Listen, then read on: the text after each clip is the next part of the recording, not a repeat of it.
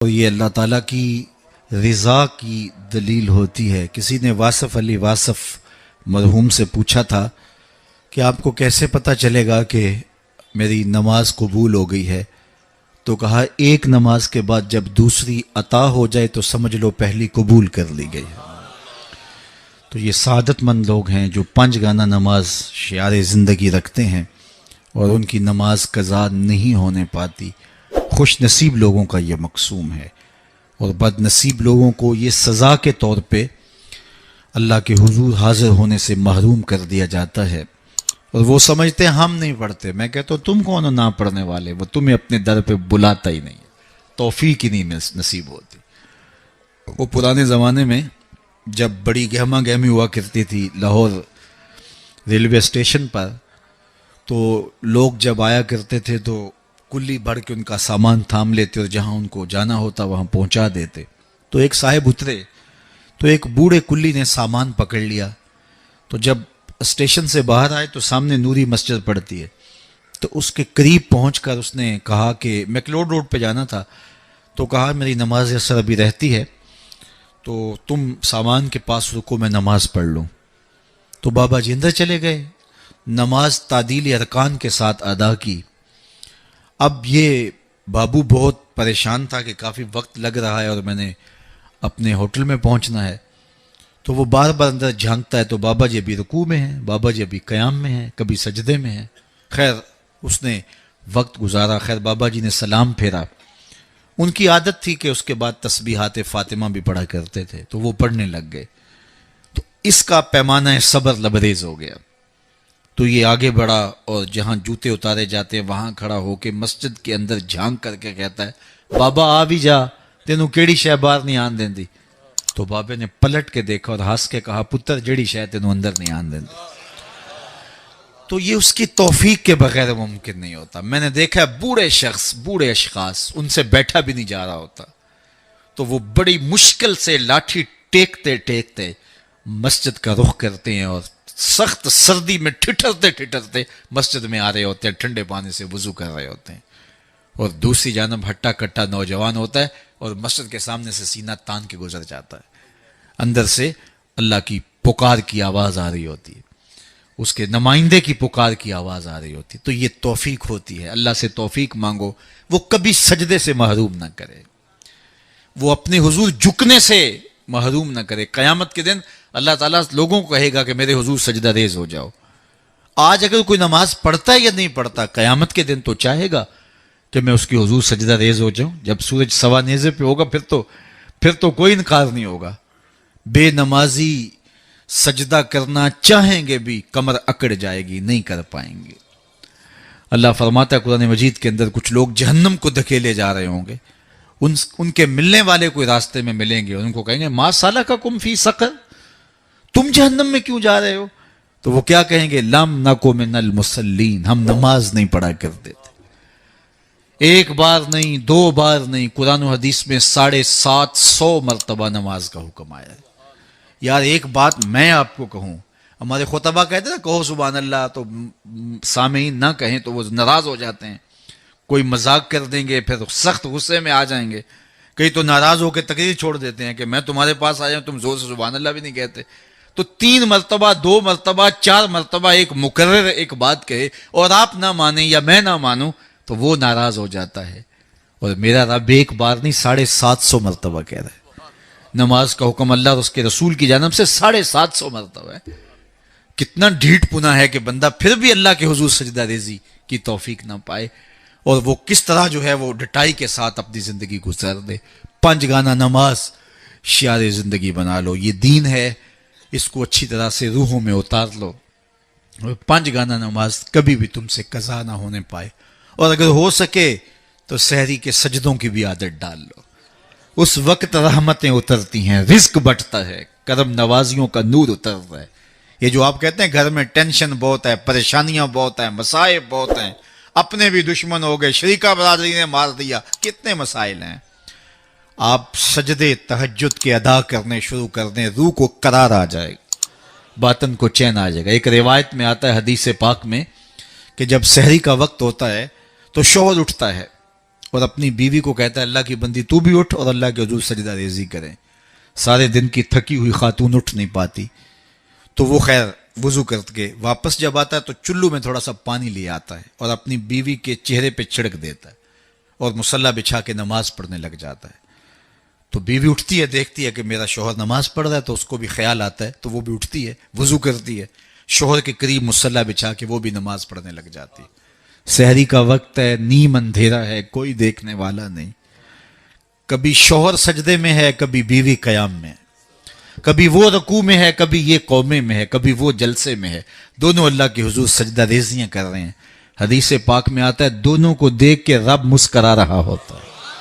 اپنی شان کے مطابق اللہ خوش ہو رہا ہوتا ہے کہ میرا بندہ اور میری دہلیز کی باندی کس قدر میرے حضور سجدہ ریزیاں کر رہے ہیں. تو صاحبو آؤ اپنی پیشانیوں کو سجدوں کے نور سے مالا مال کریں. کتنی زندگی ہم گزار چکے ہیں، تھوڑا وقت باقی ہمارے پاس، بہت وقت گزار چکے ہیں.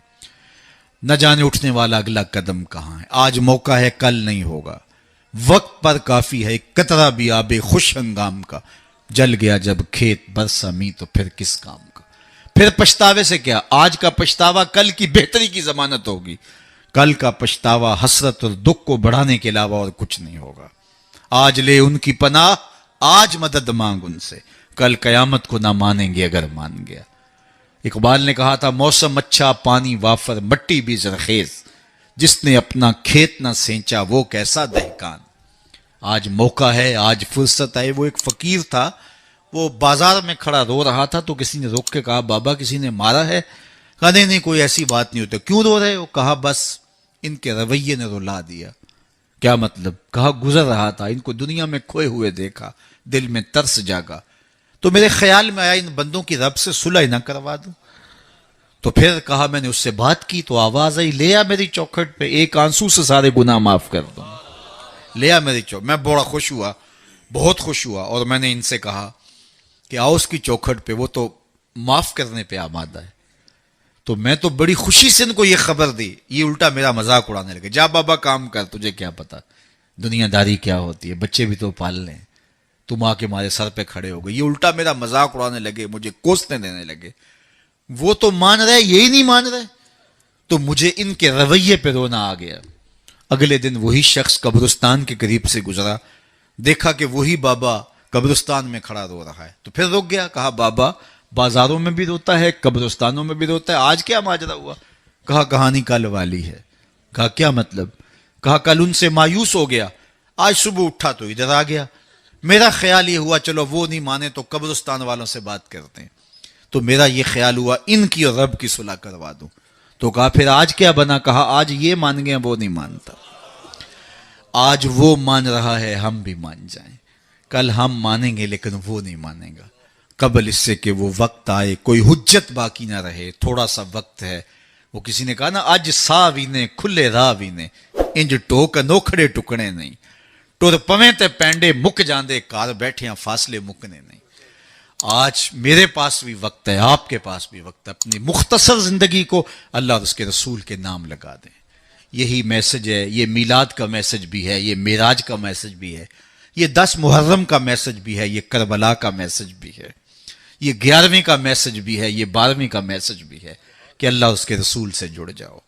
اور اگر یہ نہیں ہے تو پھر کیا فائدہ ہمارا بیٹھنے کا، اور کیا فائدہ ہمارے اجتماع اور جلسے منعقد کر. پھر ہماری ذات کے چسکے ہوں گے، ہمارے کانوں کی لذت رہ جائے گی. میں آؤں گا تو آپ کھڑے ہو جائیں گے، نعرے لگائیں گے، میرا نفس پلتا رہے گا کیا بات ہے میں تو بہت بڑا ہوں. اللہ کے رسول کی نعت رک جائے گی، میری تعظیم کے لیے لوگ کھڑے ہو جائیں گے. اس سے مجھے بھی نشہ ملے گا اور لوگوں کو بھی لذت ملے گی. صاحب نہیں، ہم سب غلام نوکر ہیں. رضا ثاقب بہت بڑا ہوگا، رسول اللہ کی نعت سے بڑا نہیں ہے. حضور نے ارشاد فرمایا جو شخص یہ چاہے کہ لوگ میرا کھڑے ہو کے استقبال کریں وہ اپنا ٹھکانہ جہنم میں تلاش کر لے. یہ چھوٹی وعید ہے، یہ رونگٹے کھڑے کر دیتی ہے. بلکہ نفس کی چالیں تو اتنی باریک ہیں کہ حضرت بایزید بستامی بولے کہ میں نے ایک دن اپنے نفس سے کہا کہ میں تجھے غذا بھی نہیں دیتا، تو پھر بھی اتنا موٹا تازہ کیوں ہے؟ تو کہتے ہیں میرے نفس نے مجھے جواب دیا کہ بایزید جب تو گلیوں بازاروں سے گزرتا ہے نا تو لوگ انگلی کے اشارے کر کر کے کہتے ہیں یہ بایزید جا رہا ہے، یہ بایزید جا رہا ہے، میری غذا مجھے اس سے مل جاتی ہے۔ اس کی تو چالیں بڑی باریک ہیں۔ واہ واہ بڑا جلسہ کروایا جی، کمال ہو گئی، منتظمین اس پہ راضی ہو گئے۔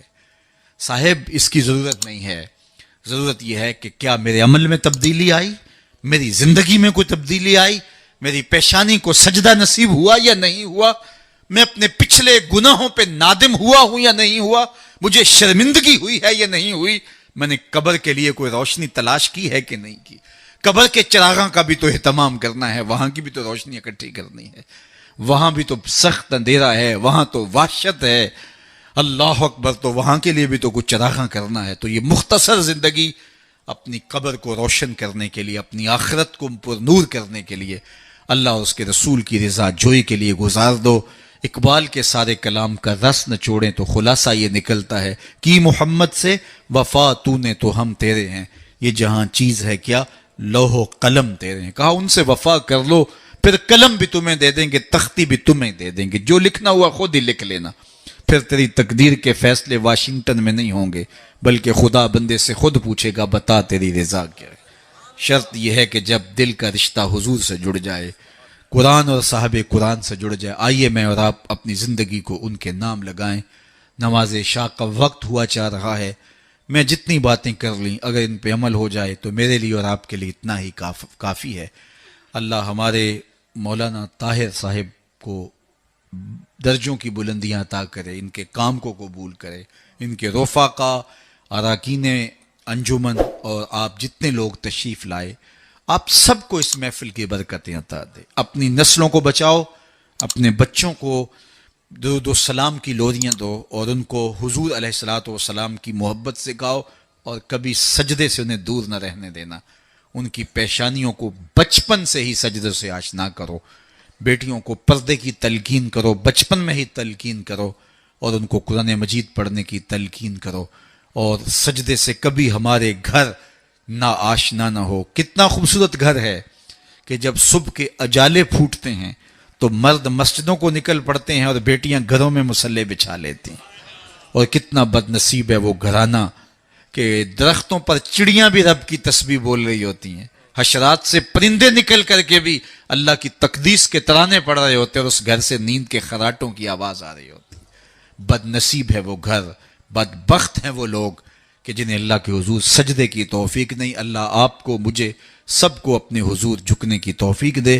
وآخر دعوانا ان الحمدللہ۔